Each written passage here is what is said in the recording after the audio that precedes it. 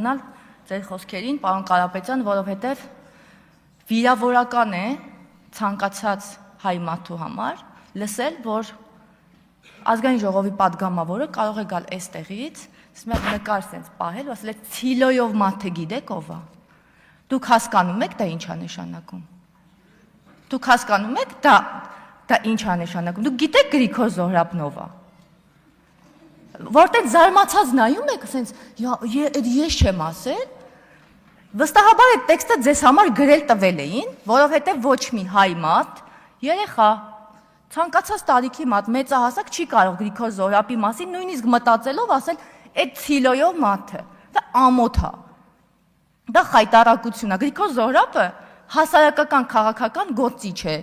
եղել, փաստաբան, ով մեծ գործունեություն է ծավալել Թուրքիայում, դարձել է Թուրքիայի խորհրդարանի անդամ, որպեսզի կարողանա պաշտպանել մարդկանց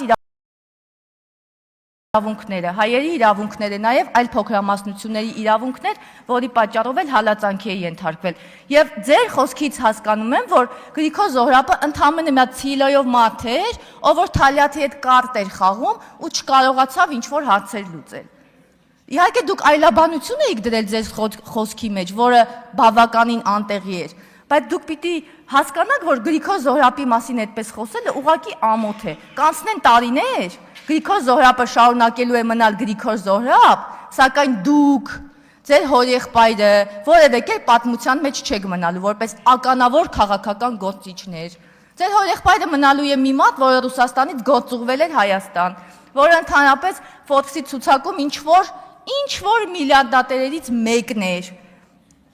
սակայն որևէ կերպ չի մնալու հայ պատմության մեջ որպես Գրիգոր Զոհրաբի կեսիչափ եղած մարդ։ Եվ ավենավատը ասեմ, պարոն Կարապետյան, որը կարող է ձեզ հիասթափեցնել, Գրիգոր Զոհրաբը ընդգրկված է հայ առաքելական եկեղեցու կողմից սրբադասված հայոց ցեղասպանության հավաքական նահատակների շարքում։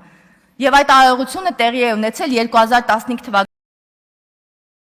թվականի ապրիլի 23-ին Էջմիածնում, որպեսզի չդմդմբացնեք չեմ ասի ում կողմից է տեղի ունեցել արարողությունը։ Հետևաբար դա ամոթ է։ Ու այստեղից գոնե գաք ներողություն խնդրեք, սենց երասկոտ հայացքով վերև եք նայում, իբրև դուք ոչինչ չեք ասել։ Դուք խայտարակել եք ձեզ, որովհետև այդ տեքստը չէիք կարող դուք գրել։ Այդ տեքստը վստահաբար ինչ-որ այլ մարդ է գրել։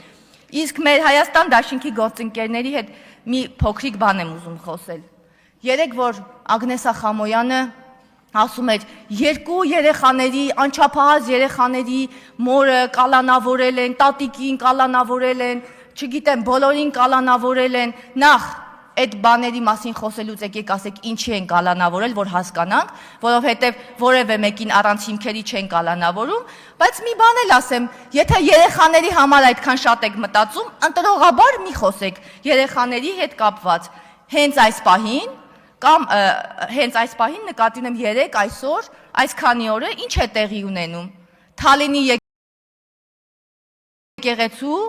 հոգևոր հորը Տեր Թադեին տնից հանում են 4 երեխաների հորը Կտրիչ Ներսիսյանի անունով գրանցված տնից։ Մի հատ դադարեցեք բան եմ ասում։ Հերիքա, հասկանալի է, հերիքա։ Շարունակեք Տիկին Դավոյան։ Մի հատ լսելու ունակություն ձեռք բերեք եւ լսեք։ Տունը։ Պարոն Մխիթարյան, ձեզ նախազգուշացում տեղից մի խոսեք։ Մի րոպե, մի խանգարեք։ Տունը, որտեղ բնակվում է Տեր Թադեն, գրանցված է Ներսիսյան Կտրիչ անուն ազգանունով մարդու վրա։ Ոչ թե Գարեգին Բ-ի, ոչ թե կաթողիկոսի, Կտրիչ Ներսիսյան անուն ազգանունով մարդու վրա։ Եվ այդ տնից այսօր Հերիքա, հարգելի բարեկամներ, շարունակեք Տիկին Դավոյան։ Իսկ դու ես մեկը բայց չարժեր դմդմփացնել ձեր տրամաբանության շրջանակում։ Այսինքն ձեր տրամաբանությամբ նորմալ է, որ մարդուն տնից հանում են, բայց որ տունը գրանցված է իմ նշած անուն ազգանունով մարդու վրա, այդտեղ արդեն այդ անուն ազգանունի հետ պրոբլեմ ունեք, բայց եկեք խոսեք, ասեք ձեր սիրելի կաթողիկոս կոչեցյալը ինչի է 4 երեխաների հորը տնից հանում, երեխաներին էլ հետը։ Բա դրա վրա ինչի՞ չեք դմդմբացնում, դա հայրաբար է, դա քրիստոնեաբար է, ասեմ ավելին, որ էլի տուն կա, որտեղ ապրում է Տեր Արամը, էդ էլ է գրանցված Ներսիսյան կտրիչ անուն ազգանունով մարդու վրա։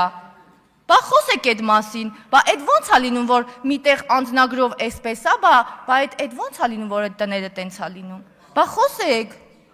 Չեք խոսելու, որովհետև խոսելու բան չունեք, որովհետև գիտեք ծիծաղելին որն է, որ այստեղից ասում ենք հայ առաքելական Սուրբ եկեղեցու ղեկավարը կաթողիկոսը ունի զավակ, քար լռություն։ Ոչ մեկի դա չի հուզում։ Ունի խախտել է կուսակրանության ուխտը, նորմալ է, չենք դմդմբացնում։ Իր ողջ բարեկամներին օծել դարձել է եպիսկոպոսներ եւ այլն, որը կանոնակարգերով արգելված է, այդտեղ էլ է նորմալ։ Գիտեք ինչի, որովհետեւ պարոն Կարապետյանի հոպարի նկարը կպցրած է եկեղեց բանում, վեհարանում եւ չի կարելի դրան արձագանքել։ Չի կարելի, պետք է այդ ամեն ինչին լավ վերաբերվել, բայց հենց անուն ազգանունն ասում ենք, էլ չեմ ասելու, որովհետև հավես չկա։ Հենց անուն ազգանունն ասում ենք, ստեղ ինչ որ բուրըն ռեակցիաներ են լինում։ Ամոթ է, վերջացրեք։ Տիկին Գրիգորյան, չեք լսում, ոչինչ։ Տիկին Գրիգորյան, երբ գաք էստեղից խոսեք Ռոբերտ Քոչարյանի, Աթարամիտ եւ այլ բաների մասին, տենց էպիցետներ ասեք, դրվատանքի խոսքեր ասեք, անպայման համեմատեք, անպայման սկսեք պատմել, թե ինչպես կարող էր մարդը հարստանալ 10 տարում եւ ինչպիսի տիեզերական արագությամբ է այդ մարդը հարստացել եւ ինչու Հայաստանի Հանրապետության քաղաքացիները այդ մարդուն այդքան չեն սիրում։ Ուղղակի մեզնից վերացարկվեք։ Մենք այստեղ չենք։ Մի հատ դուրս եկեք փողոց եւ տեսեք մարդիկ ինչպիսի ուշադրությամբ են հետևում այն process-ներին, որը տեղի է ունենում, եւ եկեք ասեք, քանի որ դուք կոռուպցիայից շատ եք սիրում խոսել, եկեք պատմեք, թե այդ կոռուպցիոն գործարքները, որոնք հրապարակված են, որևէ խնդիր չունեն, ամեն ինչ նորմալ է եւ ոչ մի բան տեղի չի ունեցել, ուղղակի հաջողակ աստղի տակ են ծնվել մարդիկ եւ տենց հաջողություններ են ունեցել։ Ես ձեզ ուզում եմ ասել, որ երբ էլի գալիս եք ասում եք երկու երեխաներ, այսպես, այնպես, կալանավորեցին երեխաների աչքի առաջ, գիտեք չէ՞ որ Գորգ Քլոյանն էլ երկու անչափահաս երեխա ուներ։ Եվ իր երեխաները իրենց հորը այդպես էլ չտեսան։ Բա մի օր եկեք դրանց մասին է խոսեք։ Չեք կարող, չէ՞ խոսել, դե որովհետև Արտուր Խաչատյանն ասում էր, ամսաթվեր են, մարտի 1, հոկտեմբերի 27, հունվարի 4, ամսաթվեր չեն, պարոն Խաչատյան։ Խայտարակության ամսաթվեր են։ Եվ պետք չի այդ ամսաթվերը, այսպես հա դե ամսաթվեր են էլի անցած լինի։ Անցած չի լինելու, որովհետև արդարության ժամը համենայն դեպս գալու է։ Ու ես կարծում եմ, որ Ռոբերտ Քոչարյանի կառավարման 10 տարիները գիտեք ոնց կարելի է բնութագրել։ Հայտնի քառատողի վերջի 2 տողերով, երբ ասում էր Աստված պահի քո բալին, ոնց էր համը իմ ձաքի։ Այ այդպես կարելի է բնութագրել Ռոբերտ Քոչարյանի կառավարման տարիները։ Շնորհակալություն։ Էդգար Ղազարյան